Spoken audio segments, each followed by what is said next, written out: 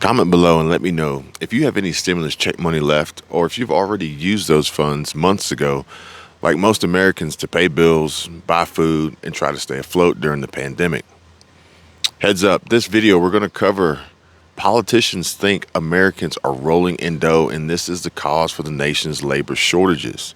US based Billings, Montana FDA certified and approved baby formula manufacturer blocked by the US government to produce baby formula and aid in reducing the shortage.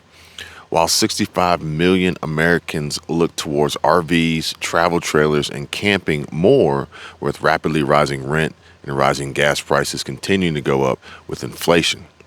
And will Biden approve student loan debt cancellations? Stick around and find out. Welcome back. I'm Kevin, and this is my channel covering topics like finance, world news, food and water, farming, shortages, side hustles, and making money, ideas, and hacks. There'll be more to it besides that, but you get the gist. Give this video a like and subscribe if you haven't already. Oh, and don't forget to turn on notifications. Okay, let's get right to it. Comment below and let me know if you have any stimulus check money left or if you have already used those funds months ago, like most Americans, to pay bills, buy food, and try to stay afloat during the pandemic. Because it seems as though our government has a huge misconception of the struggle most middle-class, hardworking Americans face today. Mitch McConnell says the labor shortage will be solved when people run out of stimulus money because Americans are flush for the moment. Senate Minority Leader Mitch McConnell said, and I quote, "You've got a whole lot of people sitting on the sidelines because, frankly, they're flush for the moment. And what we've got to hope is once they run out of money, they'll start concluding it's better to work than not to work." This statement comes after over a year of lawmakers and businesses claiming they can't find workers. Correct me if I'm wrong, but are folks living it up large on old stimulus check money and not going to work? Comment and let me know, please. I would appreciate it.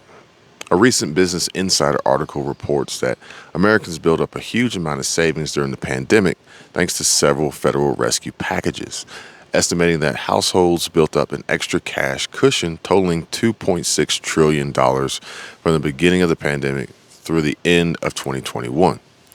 Although two rescue packages approved by the Trump administration sent stimulus checks to many Americans in need, Mitch McConnell opposed President Joe Biden's stimulus law, which passed with only Democratic votes in March 2021, and blames that the Biden-approved $1,400 stimulus check direct payment to Americans is what worsened inflation and is helping to keep people out of the workforce. What do you guys think? And as America continues to scramble for more baby formula following a Michigan plant shutdown that crippled the nation's supply, a Billings, Montana manufacturer stood by ready to ramp up production only to be stopped by federal red tape. While the market and federal government allowed and welcomed foreign products flown in on military aircrafts to the market. I also haven't seen where they've distributed this and allowed people, American people, mothers, parents in need to buy this formula shipped in from overseas. I don't even know where that went. Now, how does this make you feel when your country kicks you while you're down? If this isn't corrupt and part of a bigger global plan, then I don't know what is. Jeff Galini, owner and executive scientist for All American Pharmaceuticals, operates an FDA-certified and approved facility that produces a number of proprietary sports supplements, products, and his company contracts with a number of other companies to manufacture products, including baby formula. Although All American had the required formulary, the U.S. government mandates and the information and the capacity, and Jeff himself holding a doctorate, he lacked the final approval for manufacturing baby formula to help Americans in one of the most desperate times of need. At the same time, he stood by watching as the FDA relaxed standards to allow importing of foreign products under a Biden-approved emergency order. Can you say agenda? Galini said the U.S. government, by way of the FDA, has a strict set of rules for baby formula, which includes minimum amounts of vitamins, minerals, and proteins. Think of it as a recipe for baby formula with little room for deviation. Galini said he understands the rationale behind regulating food made specifically for babies, especially since their digestive and immune systems are not fully developed. And this is all the more reason why Jeff was shocked to see the FDA lower their baby formula standards in May to allow the import of foreign, non FDA approved baby formula. Sounds more like Jeff Galini and All American Pharmaceuticals wasn't willing to pony up and pay to play, so they got rejected because there was more money to be made by the people in power by importing unapproved, unregulated, and potentially dangerous and life threatening baby formula from other countries. And despite high gas prices and rising inflation, RV sales remain higher than normal in certain parts of the country. Recreational vehicle sales saw a sharp increase during the pandemic when people started buying more RVs to accommodate for travel restrictions, and sales have continued going up from there. Many RV dealerships report seeing drastic increases in sales as more people travel domestically. A recent survey revealed that 65 million Americans plan on RVing in the next 12 months, with 79% saying the recent rise in gas prices have no impact on their travel plans. But the rise in rent prices are also having an effect on the RV, camper, conversion van, or fully converted bus market as well. Nick Crocker is 37 years old, and he and his fiance live in a fully converted school bus in Portland, Oregon, that only costs them around $500 a month to rent a parking space. Also buried in student loan debt to the tune of $108,000, Nick decided to build out an old school bus to live in to lower his monthly living expenses as a way to free up funds to pay off his student loan debts. An Indiana University graduate landed 2 jobs out of college. Get this, he worked at Jimmy John's and Olive Garden to get by, as his bachelor's degree was pretty much useless when he graduated college in 2008, right in the middle of an economic recession.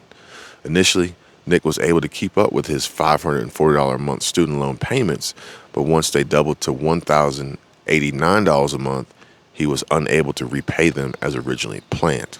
Crocker told Business Insider in an interview that he was tired of throwing away half of his income on rent and not being able to save a dime in the process. So he decided to build out a school bus. Nick and his fiancee have been living in a 120 square foot school bus since October 2018. He pays around $550 a month to rent out a backyard parking space in Portland, Oregon. Meanwhile, President Joe Biden is in the process of deciding whether millions of federal student loan borrowers will get relief. Recent reports suggest Biden is considering $10,000 in relief for borrowers making under $150,000 a year. The pandemic paused student loan payments, but is set to expire after August 31st. Many American students in debt for their education, which has proved to be useless through various struggling economic cycles, are anxiously awaiting an announcement from the administration, hopefully this month or next. We will wait and see what the Biden administration does. And if you guys found this information to be helpful, useful, or entertaining, please give this video a like, subscribe to the channel, and comment below and let me know if you guys are rolling in dough left over from the stimulus package checks, which is the reason why we're seeing increased labor shortages across the country. Now, in my experience, especially during these travels, we haven't really experienced what I would call a labor shortage. There's people working, willing to work.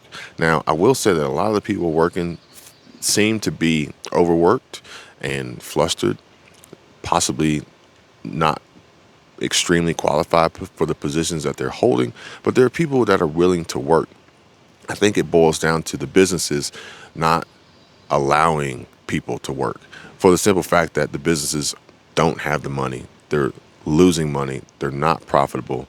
Inflation is taking a toll on many, and it is forcing businesses to cut back on hours and cut back on qualified employees that will, demand a higher salary, higher hourly pay, which is translating into a labor shortage. I don't think it is quite as cut and dry as just stating labor shortage is.